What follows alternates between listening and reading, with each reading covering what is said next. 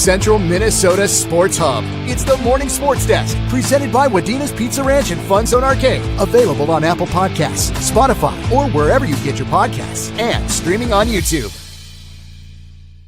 It is the Morning Sports Desk, powered by Pizza Ranch and FunZone Arcade on a Friday, the 7th of February. I'm CJ Baumgartner, Corey Tackman over there. Corey, you had such a great game last night. Before we talk about that, though, want to give a little tease that not only are we doing the Monaga Unified Basketball State Tournament coverage, first ever to do it, by the way, first ever radio station to cover the Unified State Basketball Tournament down at Target Center on Tuesday afternoon, 1:30 for that first game. Pregame starting a little bit around 1 on the Superstation K106 and WDenaRadio.com, Superstation K106 mobile app. Not only are we doing that awesome broadcast, but Corey, we have something coming up next week to help get them ready for that state tournament.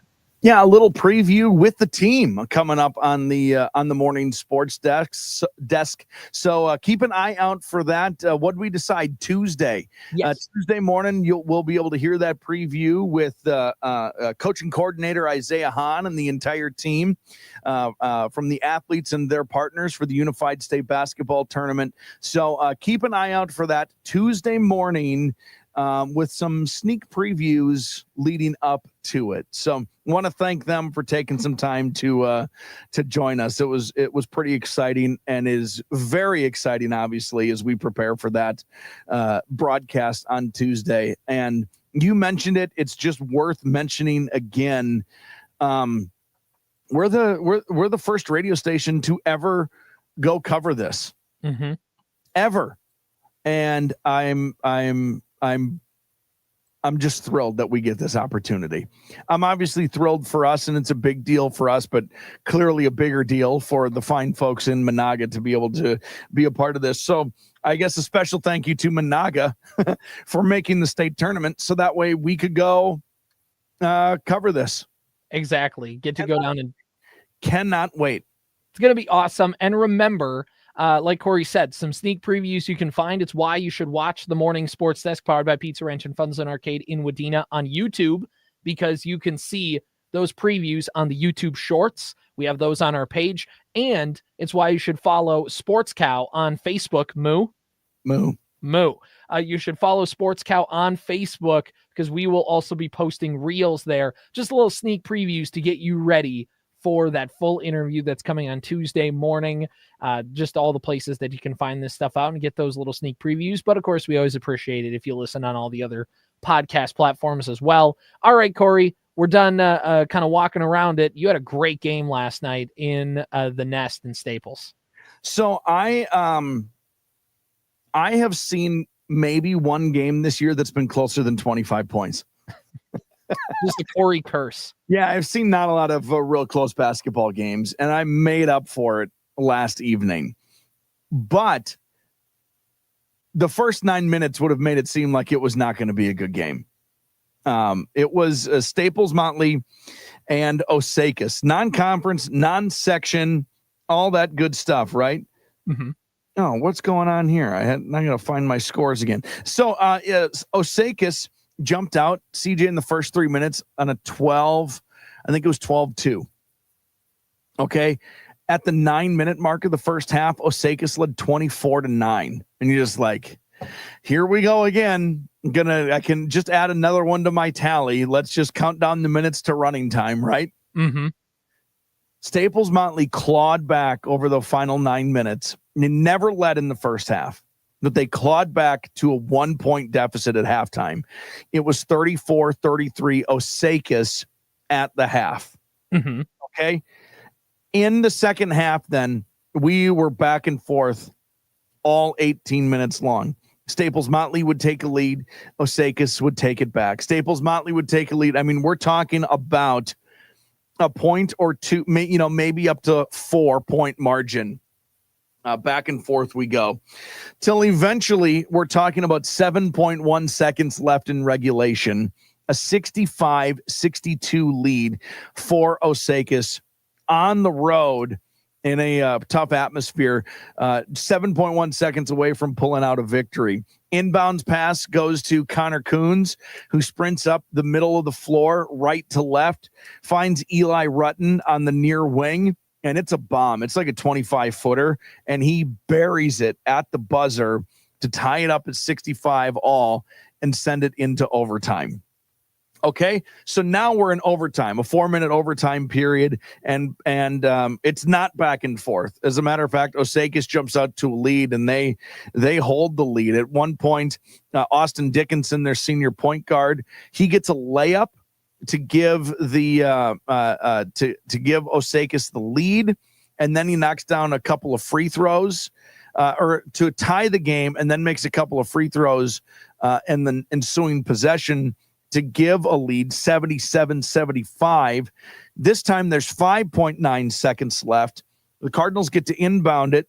Connor Coons inbounds it to Eli Rutten, who takes it up the far sideline, gets all the way around the corner, and then Noah Larson flashed into the lane from the other side, kind of took the dump-off pass, laid it up and in. Essentially, his time expired to tie it up at 77 apiece. So we're going to double overtime now, CJ. Out of the double overtime, Noah Larson gets a bucket. He makes 2 free throws. I can't remember in exactly what order, but he scored 6 straight points, and that was essentially then the ball game. The Staples-Motley got 1 more bucket or free throws. I can't remember down the stretch, and the Cardinals end up winning 83-79 in double overtime. It was the most exciting game of the season by an unbelievable margin. It also, CJ, had one of the most anticlimactic ends to a double overtime game that I have ever been a part of, ever. Yeah. There was, not because of the score, not because the margin of victory ended up just being, it was just over when the final buzzer happened, because there was a bucket scored by Osakis with 2.1 seconds left. And I only know it's 2.1 seconds left because I thought the time ran out. The final horn sounded, all that stuff. But Osakis called a timeout. So I thought the game was over. And I mean, the gym was just wild, as you can imagine. Staples-Motley is lining up. Now the officials are huddled up. They're talking to Coach Halsher of the Silver Streaks. They got a timeout. He wanted a timeout. So now they got to put 2.1 seconds on the clock. Mm-hmm. Everybody's got to go back out there, and we got to let an inbound pass happen and just run out the clock, right? Simple as that. Uh-huh. Connor Coons inbounds it. Baseball passes it across half court. Eli Rutten catches it, expecting to be fouled, because it's a 4-point margin. Like, yep. Hey, 2.1, we'll foul them, stop the clock. Maybe we can have some sort of weird miracle happen. Yep. Osakis elects to not foul Eli Rutten, but in his anticipation, he catches the ball and dribbles back across the timeline for a backcourt violation, which means Staples-Motley or Osakis now has like 1.2 seconds on the clock that they're going to inbound it, and then the time has to run out. It was crazy. I've never seen a more exciting finish, to have a 3 made at the buzzer to send it to overtime, a layup made at the buzzer to send it to double overtime, to have it end with a timeout with 2.1 seconds left and a backcourt violation with 1.2 seconds left, and then a final end. It was just a weird end of the game, but the most exciting actual real finish that I have seen in a very long time. Aren't you glad you didn't kick it to commercial that quick? Well, honestly, I could have, and it would have affected nothing. As it was all happening, I was like, I should have just, that's the final score. And by the time the commercial break would have ended, it would have been in my post game, and it wouldn't have been a problem. But right. No, it was never happened at all. The game just ended, and take my word for it, says Corey. Take my word for it. I could have explained it in the post-game show, but it was weird. I was like, I gave this what I thought was a really good end of broadcast call. Mm-hmm. And then, the crowd mics are on, and then I just noticed that nobody's moving. Right. Nobody's moving. And I'm like, what the hell? So I went silent. It's always good for the radio when you can just go silent for 5 to 7 seconds. Yep. And it's just. And I'm looking around, seeing what's going on. And I was like, they called a timeout, didn't they? They called a timeout. And then the official finally indicated they gave it. Everybody had to go to their house. Very strange. Very strange. Very strange. But an awesome final, let's see, 18. What's 18 plus 4? 22. A final 26 minutes was really cool. Very fun ending there. Yeah, I mean, just really, really good fun. How many double overtime games have you called in your life? Oh, I don't think. I have no idea. Maybe none. I've called I've called for sure one overtime game, maybe like a second one, but many overtime games, many. In basketball, I've only called one overtime game, I believe. What's more common is extra innings in baseball or softball. That happens quite often. Not a lot of and overtimes happen on a fairly regular basis. I don't think I've ever had a double overtime game. Double OT. It just sounds cooler. It was predicted. I mean, not predicted, but it was like we knew it was going to be a good game. These right? two teams are pretty close to each other. Yeah. We talked about it yesterday. QRF is not the be all end all for most people, and it's not for me either, but I do find it to be fairly accurate. And these two teams were decimal points apart in their QRF rating and just 2 spots from each other in the rankings. And when that's the case, it's just going to be a good game. So like I said, when it started and Osakis was just like running away with it, like, well, here we go. That's just how this one's going to go, I guess. And Staples-Motley did an awesome job of not losing their composure and fighting back. Yeah.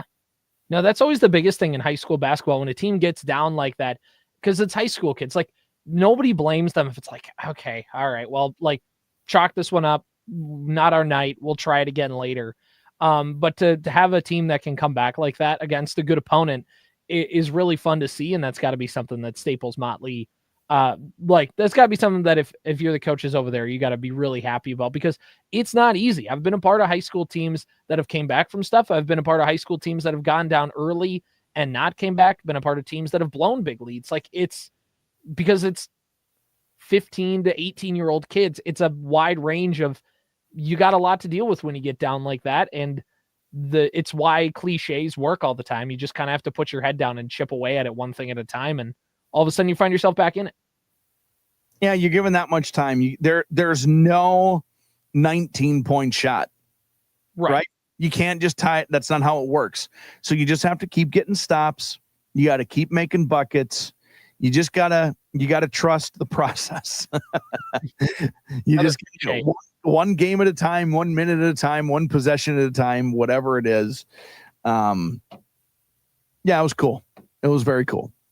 We got a game tonight on 101.7 FM and AM920 KWAD, also streaming online at WDenaRadio.com/KWAD.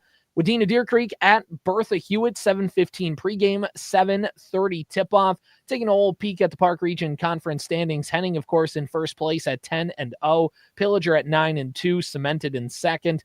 And Verndale and Wadena Deer Creek, they split the season series with each other. They are both 6-4 in the conference. They are tied for third. Then in technically fifth place, you have New York Mills at 5-6. Sabika in down here at 3-8, Bertha Hewitt at 2-8, Monaga at 1-10. As we take a look here at the standings in the PRC, you also have Bertha Hewitt overall 6-10, 3-3 in 5A, 2-8 in the PRC, as we just mentioned, 2-6 on the road, but 4-4 on their home floor. Currently, they're in a 2-game winning streak. They've won both of their games so far this week. They played Monaga and got a 55-46 victory on Tuesday. Then they got a 76-29 victory over LaPorte last night, and now they welcome the Wolverines to town as they wrap up their snow days week. For Wadena Deer Creek, they're looking to get back into the win column. They've lost 4 in a row, and they've lost overall just kind of been a tough January for them, just January/early February for them, just winning 3 games since the new year is kind of turned over, but They've had some close calls. They've had some opportunities to win some games. They've been in there, just haven't quite been able to come out on top and find that kind of baskets they need late. But they got a chance to get back in the win column against Bertha Hewitt tonight. That is one of their wins of the season, 60-37 when these teams played on January 7th in Wadena at the Wadena Deer Creek Middle High School gym. Wolverines got a victory there. Wadena Deer Creek is 6-12 on the season, 1-4 in 8AA, 6-4 in the PRC, 2-5 on the road, 4-7 at home. And we'll kind of see how things shake out tonight. Always fun to see when a team can play each other the second time in the season, because you have to ask coaches, like, is there anything that you can carry over from that first game? And most of the time they tell you no, because typically it's like we played them 2 months ago. We're completely different teams by then. And it's always fun sometimes when they go, you know what, actually, yeah, we played them a week ago and there's a little bit of familiarity there, or there's this or that. And it's always fun to kind of pick coaches' brains on stuff like that, because it's something that every coach has to do every single year, play your conference opponent twice. And to get kind of feedback, because every year, every matchup is different, every team is different, to get to hear coaches kind of talk about that will be an interesting thing here tonight. Also, it's snow days week, and there's a girls basketball game that's at 4:30. It was a makeup game at Bertha Hewitt playing Battle Lake, so the girls are going to get done, and then they'll be around just in time to watch the boys play. Snow days week, all that good stuff. Wadena Deer Creek looking to get back in the win column. Should be a fun one tonight on KWAD. All right, Corey, as we get ready for some state sports, just want to tease a little bit. We have a Minnesota Vikings edge rusher finally getting into the Hall of Fame. We talk about Anthony Edwards going berserk last night, and we do a little Mount Rushmore Friday as the Wolves do nothing at the trade deadline. So it's a little trade deadline themed there. Before we get into all that, Corey, we need to make sure we talk about Pizza Ranch and FunZone Arcade in Wadena, because there's a lot of stuff going on. Lots of stuff happening at the Pizza Ranch and FunZone Arcade. Talked about it yesterday. Got to talk about it again. You know about Ranch Rewards, but also FunZone Rewards with a fun incentive going on right now. If you get yourself signed up and reload your card 3 times between now and some date in April. What is April 30th? And you're going to get 1,000 free tickets. So obviously some stipulations apply to that, but signing up for the rewards, you know how that works. Free and easy. You're going to want to check that out. Look at that. One of the things you can win at the FunZone Arcade is mystery jerseys. How about a San Antonio Spurs Robert Horry jersey? People talk about winners in the league and who stacks up against who, but Robert Horry has more championships than everybody but Bill Russell, if I'm not mistaken. Doesn't he have 7 titles? Say the name again. Robert Horry, like in the picture. Yeah, let me Robert Horry ring. Bob is what they called him. He does. So he has the second most titles. Bill Russell has 11, and then it's Robert Horry with 7 titles. That guy he made every big shot. He was Big Shot Rob for and was just straight up awesome player for a long time for Houston, for San Antonio, for the Lakers. I love it. Those mystery jerseys are absolutely incredible. So those are things that you can win when you play at the FunZone Arcade. But also, you know about the buffet at Pizza Ranch. It's not just the pizza. It's not just the salad bar. You want wings? On Thursday nights, it's wing night at Pizza Ranch. You can enjoy boneless and traditional wings, lots of different sauces. By the way, delicious fries that go with it, wingies and fries to fill up your belly. The Pizza Ranch, proud to bring you lunch or supper throughout the entire week, and we are proud to have them a part of the morning sports desk each and every single day. So stop in Pizza Ranch and FunZone Arcade in Wadena. All right, Corey, before we get any further into Minnesota sports talk, Jared Allen finally broke through. He is a Hall of Famer. He was announced in a class last night that includes Sterling Sharp, Antonio Gates, and I believe there was one other wide receiver who made that list. Doesn't matter. Jared Allen's in the Hall of Fame, and he finally gets in. They had the video last night that they put out of the classic gold jacket member, kind of tells you you're getting in. And Jared Allen said, my dogs were barking, so I knew somebody was at the house. looked and saw Steve Hutchinson outside in the gold jacket. So he's like, I kind of figured it was finally time. That's so cool. So he opens the door in the video and he says, I guess this is the call, huh? And his wife is like taking a video behind him. And he's like, I knew you were lying to me or something. Like, just like, oh, come on, guys. That's so cool. Yeah, no, you were Eric Allen was the other player, by the way, in the class. Very cool. I got to be honest with you. I was a little offended on behalf of Jared Allen the last couple of years that he didn't make it. I don't know why. I don't know what the weight was. I don't know what the holdup was. Sometimes there's this arbitrary thing that the voters make players have to go wait a certain amount of years, and I can't put Jared Allen in more quickly than Reggie White, or you know what I mean, like whatever that, and it's a bunch of malarkey. But we knew that he was going in. I just there was no doubt in my soul that Jared Allen wasn't going to be a Hall of Famer. And I mean, one of the more who's a bigger fan favorite in your lifetime than Jared Allen? Everybody loved Jared Allen. Everybody wanted to grow a mullet because of Jared Allen. Everybody wanted to everybody wanted to do everything Jared Allen did. The amount of in school, upper elementary, junior high, everybody knew the Jared Allen sack dance. Anytime anytime you pushed a kid into the lockers, anytime you did whatever, you get up and you hog tie and then you put it up.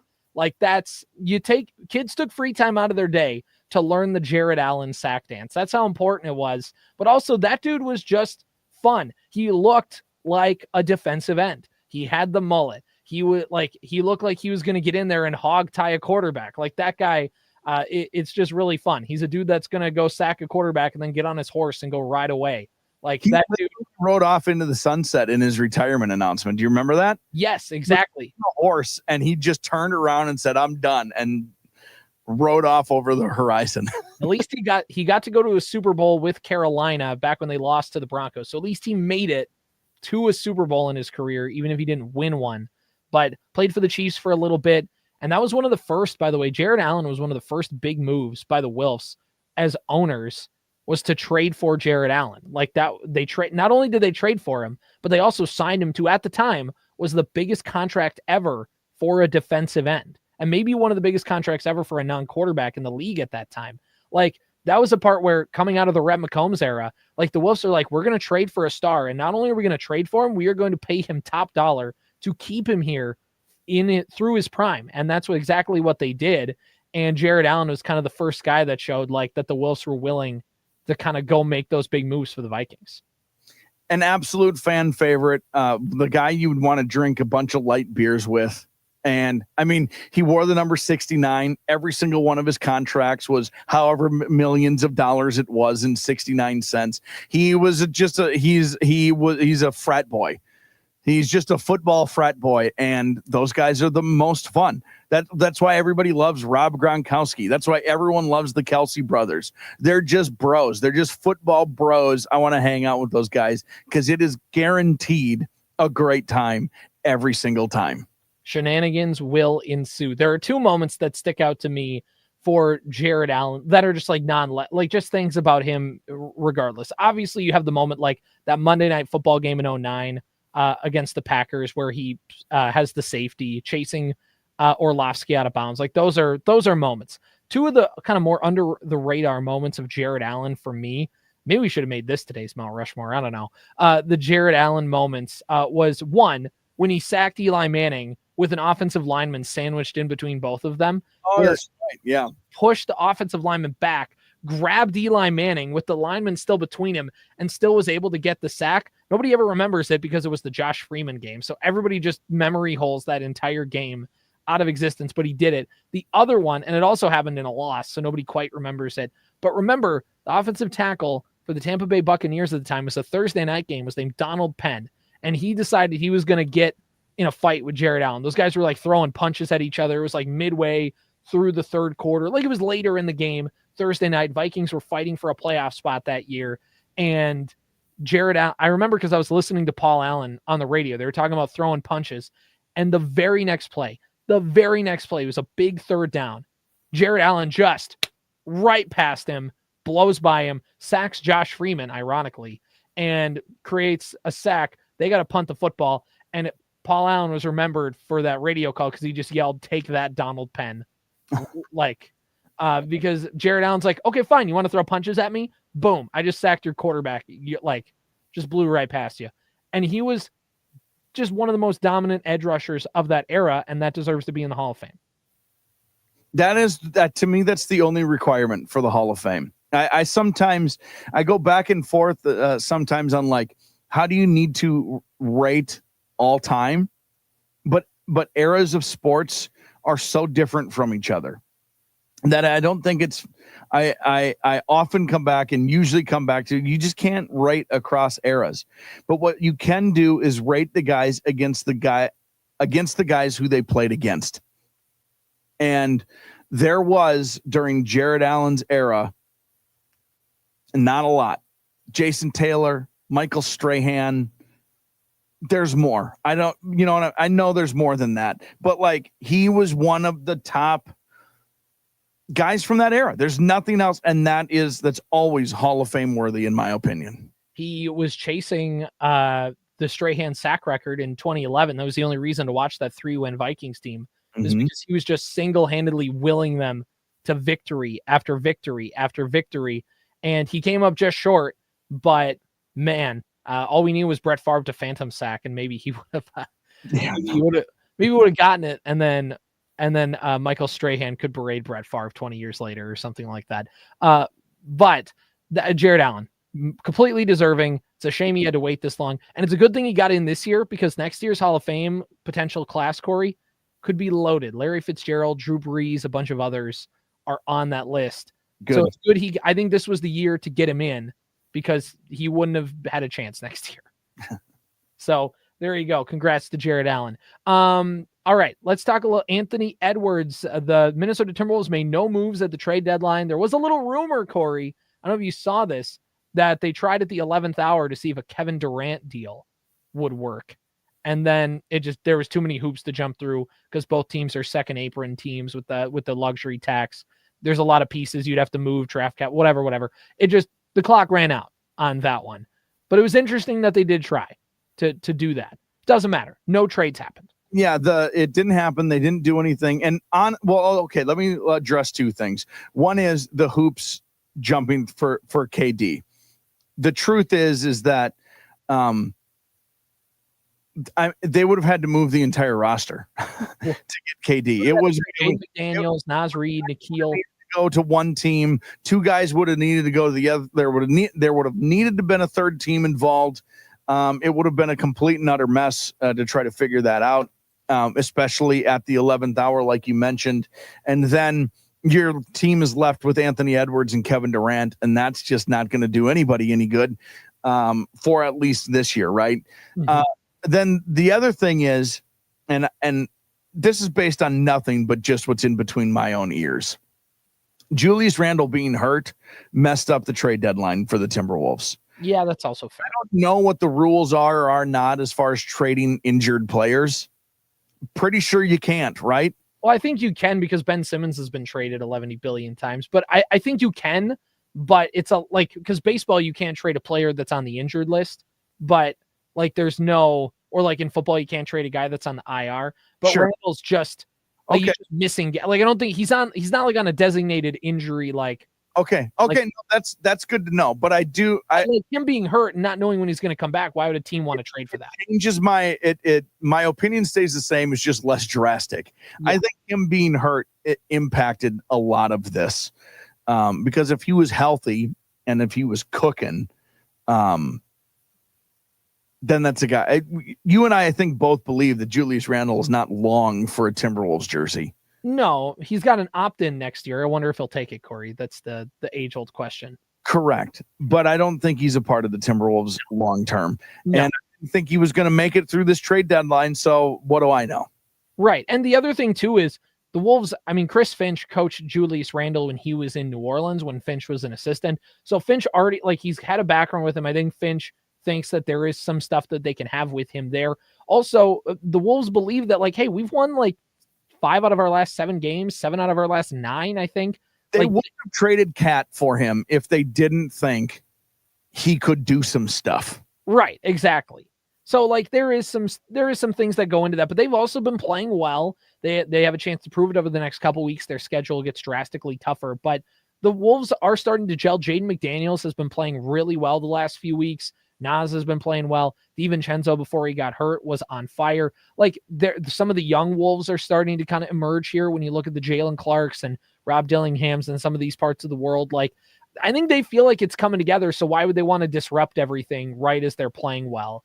Is maybe not for team building. And it just, again, they're a second apron team. It would have just taken a lot of hoops to jump through to make this work. So anyway, all of this to say, the Wolves then, without Randall and having 49 points the day before, decided to come back out.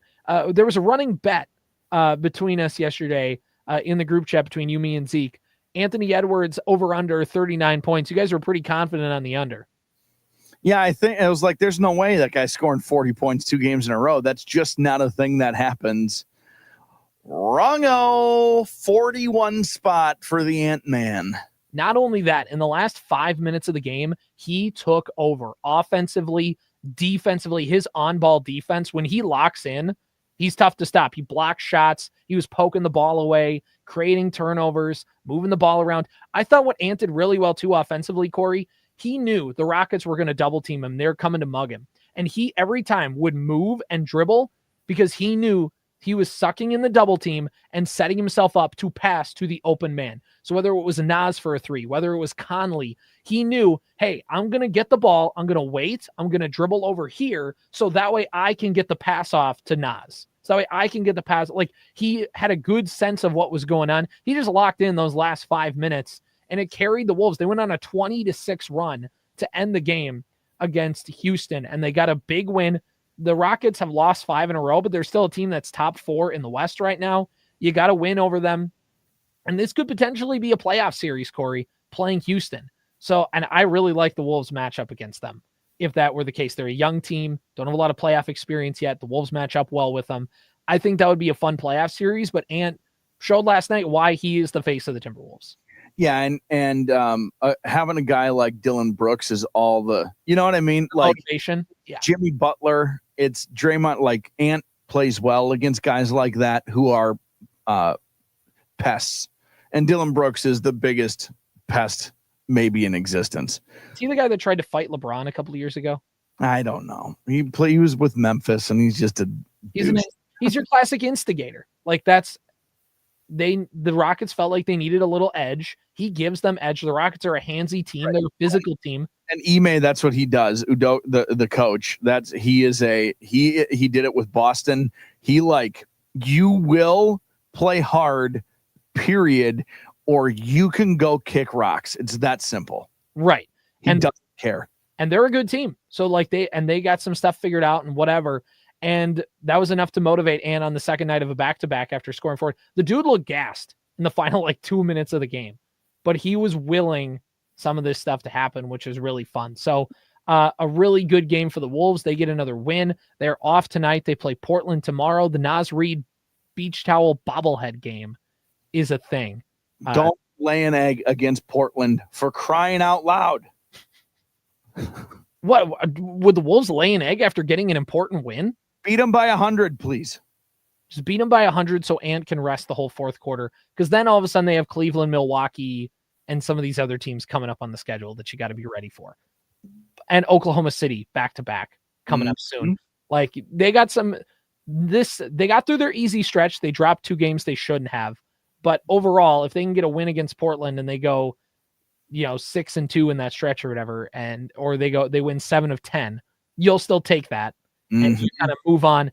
And they're in position, if they can keep this up, to stay away from the play-in game conversations, which is important because the play-in game you expend so much energy just getting into the dance. Yep. You're just not in a good spot. So, all right, let's wrap things up here with our Mount Rushmore Friday. So we try and pick a Mount Rushmore topic throughout Minnesota sports. The Wolves didn't do anything at the trade deadline, but let's think of some times when some Minnesota sports teams did. We're keeping it pretty general today. Good, bad, otherwise. What are the 4 most iconic trades in Minnesota sports history? So, in my opinion, CJ, there are 3 of them that are the most obvious. I think this will be pretty easy. And we can say it together if you want on the count of three. The number one most important trade in Minnesota sports history is 3, 2, 1, Herschel Walker. There's nothing else. Right. It's not just the fact that Herschel Walker, he was a fine running back and he was fine in Minnesota. It wasn't almost the return for Herschel Walker as it was the return the Cowboys got, which helped them launch into a dynasty in the 90s. It's why people talk about like the Deshaun Watson trade was bad. The Russell Wilson trade was bad. There are certain trades that were bad and people go, oh, maybe this will top the Herschel Walker trade. Yeah, maybe, but it wasn't so much Herschel Walker as it was the fact that the Cowboys used all those draft picks to build their dynasty in the 90s. Like the Cowboys were bad through most of the 80s, like really bad. And they used all those draft picks to draft Emmitt Smith, to draft some of these other guys, their offensive linemen, the Great Wall of Dallas, to be able to become the juggernaut that they were in the 90s. And that's why the Herschel Walker trade is remembered almost more than Herschel Walker himself. Because overall, he wasn't bad. He wasn't great. He was okay. Like he was just fine. But the amount of capital they gave up and the fact that capital became what it became is why the trade is so infamous. So that's the number one. Yeah. That's the number one. That's on Mount Rushmore. We're just putting that one on. Like, that's a Mount Rushmore trade for the entire sports history. Right. So that one's absolutely number one. Look at Minnesota sports. We really did it. That's the thing. You try to remember most famous trades, but the good trades, nobody really like thinks, oh yeah, good trade. They just kind of always remember the bad ones. So I'll jump to number 2 and I will go complete recency bias on this one. Okay. I think I know where you're going. I think you have to put Karl Anthony Towns and that trade with the New York Knicks on this list. Don't you? Yeah. I mean, you trade a franchise cornerstone, a guy like coming off the Western Conference Finals run. Like, and this is where so I had the KG trade on this one, on my list, just because of the fact that Kevin Garnett was the franchise icon. You trade him to Boston and he immediately goes and wins a title. But yeah, I mean, the Karl Anthony Towns one is huge because everybody kind of thought, he's probably not long for the Timberwolves, but nobody thought it was going to come at the drop of a hat on a random Friday night in September. And he was going to go be reunited with Tom Thibodeau and the Knicks. And you were getting Randall DiVincenzo and a first round draft pick back as compensation. Oh, and Keita Bates-Diop, rest his soul. But I mean, that is a huge trade. And it's something that Wolves fans cannot stop talking about. One, because the Wolves have taken a downturn from last year, and Cat has been good with the Knicks. He's been about his career normal, but he plays in the New York market now. So he's all of a sudden being propped up as a star in the league. Nothing like he was in Minnesota, which everybody's happy for Cat, but frustrated of of course. So those are the first two I thought of. And that one is certainly because of recency bias, but it was immediately Herschel. It was immediately Cat. And this was the third one that was the most obvious to me, but I do have options for the final one. So maybe we'll get to some honorable mentions here in a little bit. Sure. But the third one that immediately came to mind because it so unbelievably helped this team in the moment was when the Twins traded for Shannon Stewart. Oh, okay. He was the absolute catalyst. It was maybe the first time in my entire life that the Twins got rid of somebody who they thought we think we have to rely on this guy.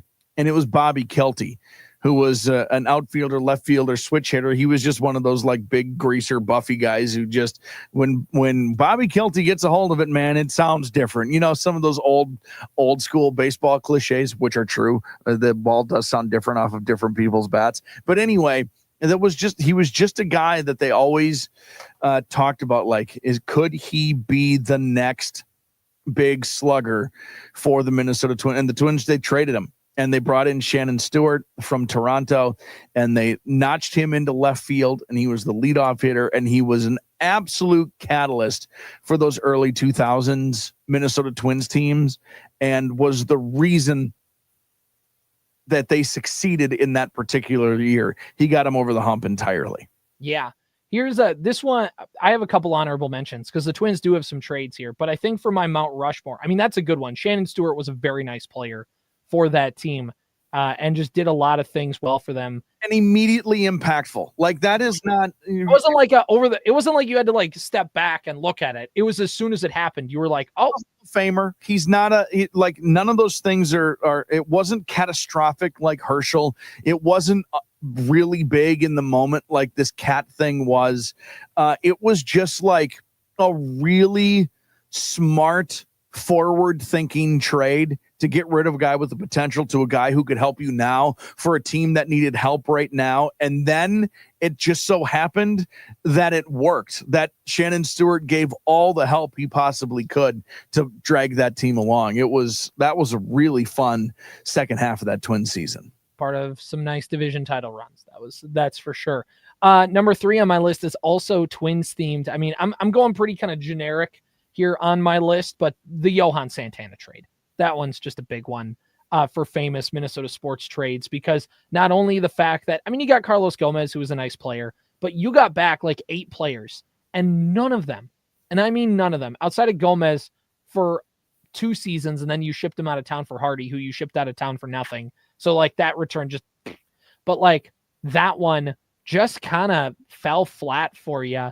And you traded away a Cy Young winner who, I know things got weird in New York and he got hurt, but he still, in the first couple years in 08, 09, even parts of 2010, was a very nice pitcher for the Mets. He threw a no-hitter for them. He was, I believe they made the playoffs one of those years, but like he was just he went over there and still played well.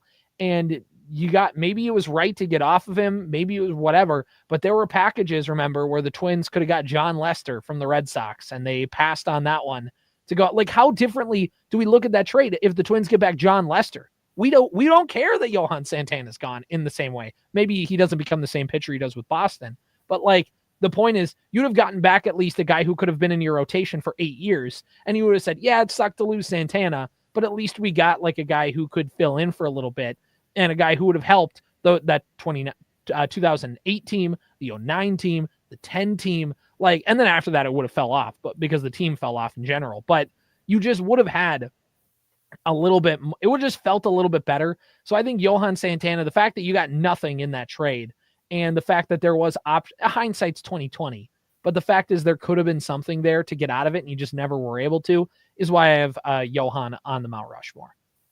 All right, I'll wrap up my Mount Rushmore with this, and I'm doing this solely again because of recency bias, I think. And that's the Vikings trading for Jared Allen. Oh, darn it. I had that on my number 4. He's a Hall of Famer now. The Vikings traded for, made an effort to get a future Hall of Famer who was devastatingly impactful for the Vikings defense for the years that he played. We talked all about Jared Allen already. There's not that much more to say other than holy balls, did it work out? It worked out so well. You gave up a first-round pick in 2008. That's it. Yep.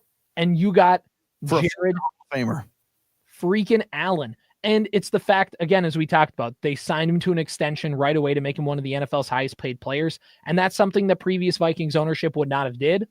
And it was just a sign of like things. That was the Wilfs, basically. We talk about new owners. Like A-Rod and Laurie came in and they hired Tim Connolly as their Pobo, and they traded for Rudy Gobert, who's probably an honorable mention on our lists. Like the Rudy Gobert trade. You make a move as soon as you come in to be like, things are different. I'm going to make my move and put my stamp on this team. And that was the Wilfs saying, let's go get Jared Allen. Mm-hmm. Let's go get a marquee player in this league. The Chiefs at the time were middling and they didn't want to pay him. And they had some like personal problems. He was drinking too much. And like there was risk. There were some flaws with Jared Allen for sure. But he got his life sorted out and became even better.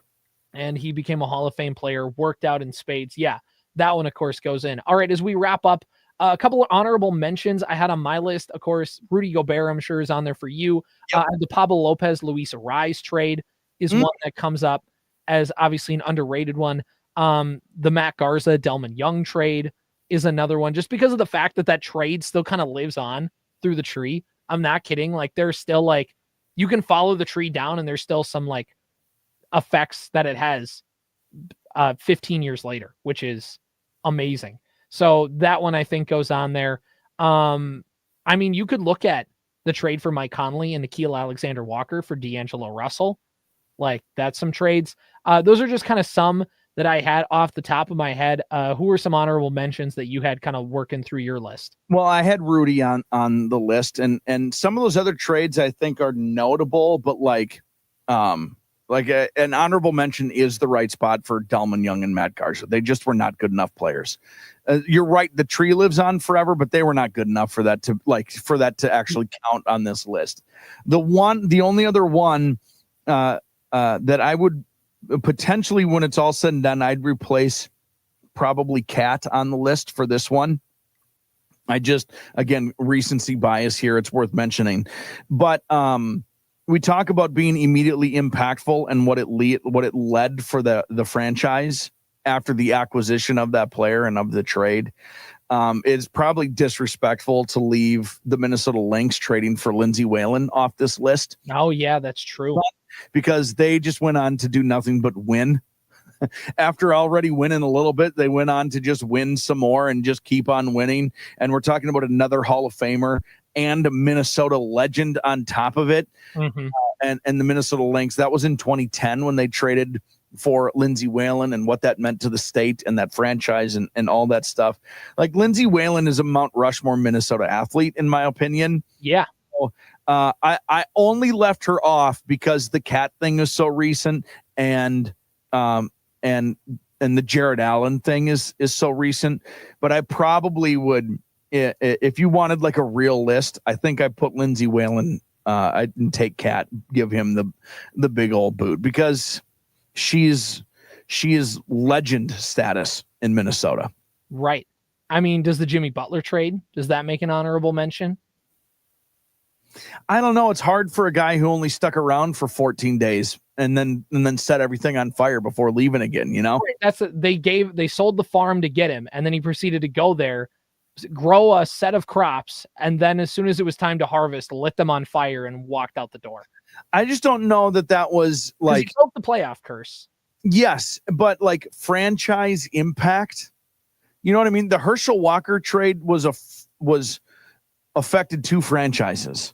Right. The Bulls didn't get anything out of it. Like, Shannon Stewart impacted the Twins in a really positive way. The Rudy Gobert thing is going to impact the Timberwolves for years. Trading for D'Angelo Russell? Yeah. I mean, because Wiggins went to Golden State and helped them win a title. Yeah. Yeah, but D'Lo's in 5 years, we're going to remember D'Lo like we're going to remember Anthony Peeler or something. Yeah, he was here, had a cup of coffee, and gone. Who was the guy who scored 50, whose name I can't remember, who was like Derrick Rose. Mo Williams. That's D'Angelo Russell. Yeah. It's just not going to be. No. He'd made no impact on the franchise. Yeah. There's a couple Twins trades I'm trying to remember, but I really think I think the most recent kind of big swing trade probably was a rise for Lopez. There's an AJ Pierzynski trade. Oh yeah, AJ Pierzynski. That was the trade I was thinking of because of that. There's Liriano and Nathan. Liriano, but then also you had just drafted. The reason you traded him is because you just drafted Joe Mauer, and how that worked out. AJ Pierzynski's probably needs to be higher in this conversation too. By the way, because that trade still theoretically lives on, because the Twins traded AJ Pierzynski, and in return, they got Francisco Liriano as part of the package. The Twins then would flip Liriano to the White Sox later. In return, the Twins got Eduardo Escobar. The Twins, then flipping Eduardo Escobar to the Arizona Diamondbacks, traded for a 19-year-old starting pitching prospect named Joan Duran. Sure. So that trade still lives on. There's lots of Vikings ones for quarterbacks. The Sam Bradford one was a really big one. Was Josh Freeman a free agent, or did they trade for him? That was a free agent. But the Sam Bradford one was like, that was after the Teddy's leg blew up, and the Vikings felt like they had a competitive team and needed to make a move immediately. And how about the Percy Harvin trade, because he immediately won a Super Bowl for Seattle with them, and then you got Cordell Patterson, who is a good player but not anything near what Percy Harvin was. But also, how about this one? Speaking of disgruntled wide receivers, the Stephon Diggs trade, where you trade Diggs, Bills become an immediate juggernaut. Josh Allen takes a step up with Diggs' help. And in return, the pick the Bills gave you was Justin Jefferson. Pretty crazy, right? Mm-hmm. Pretty crazy. So that it's fun. It's fun talking about trades. There's more. It's so easy to just go to Herschel Walker and be like, see, Minnesota sports fans, cursed, cursed place to root for sports. They've been more active and more, I think, probably progressive on some of this stuff than we'd ever be willing to give them credit for. You don't know in the moment very often. Trades are like presidential administrations. You can kind of have a feel for how things are going in the moment, but you really can't judge until you're like 10 years away. Yeah, you need to be 2 presidents down the line to be able to look back and fully gauge, Right, exactly. The other thing, by the way, about the Percy Harvin trade, the Vikings traded back into the first round for Patterson. That technically wasn't the pick they got for Percy Harvin. The pick they did use that they traded Percy Harvin for became Xavier Rhodes, who is an important player for that core. I loved Percy Harvin. Percy Harvin is the same thing, though, with Jared Allen. Like, there were just too many things that he couldn't stay out of his own way, and it wasn't worth the risk and the money anymore. Well, at that point, Jared Allen just was like, had some off-field stuff. Percy Harvin, like, literally was just in practice fields, like in practice facilities causing trouble. Yeah, he was a problem. Yeah. There were some red flags. My first red flag with him was before red eyes. My first red flag with him was before the 2012 season, when I think he did an interview with K-Fan, and they asked him, like, do you think Christian Ponder's the answer? And he flat out just said no. He was right, though. He was right, but that's not like Mike Zimmer. That's not the time to be brutally honest, my guy. I love Percy Harvin. He's one of my all-time favorites. Yeah. He was so fun to watch. And for 2009, it's the same thing about taking Randy Moss. It was a complete risk. But in that first year you had them, my goodness, did it make you really, really good. And before Peterson went off in 2012, Harvin was having an MVP caliber year before he got hurt. And then he got hurt, and then Adrian Peterson got fully healthy from that ACL and then went God mode. The rest of he just kept going God mode. But Percy Harvin was a guy who was an MVP candidate in that first quarter of that 2012 season. He was Debo before there was Debo. Mm-hmm. Everything. He just, in the words of Stephen A. Smith, couldn't stay off the weed. And that kind of did. If Percy Harvin existed today, it wouldn't have been a problem. As big of a problem. Yeah, fair. That's a yes. Percy still might have been a problem. The weed wouldn't have been. That would have been a secondary issue. Wouldn't have been the problem. Percy would have still been a problem. This has been the Morning Sports Desk, powered by Pizza Ranch and FunZone Arcade in Wadena. See you next week. Powered by Wadena's Pizza Ranch and FunZone Arcade. Follow the Morning Sports Desk on Apple Podcasts, Spotify, or wherever you get your podcasts. And watch every show on YouTube.